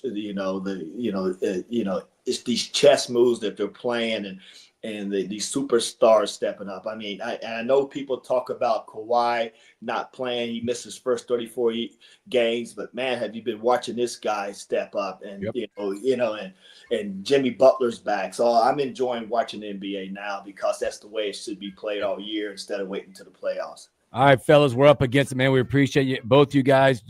Shu, good luck next week. T, we'll talk to you guys soon. Stay blessed, stay safe. Thanks for having me, fellas, man. Always great talking to you guys. Hey, Later, tomorrow, Hooksy, I'll be out.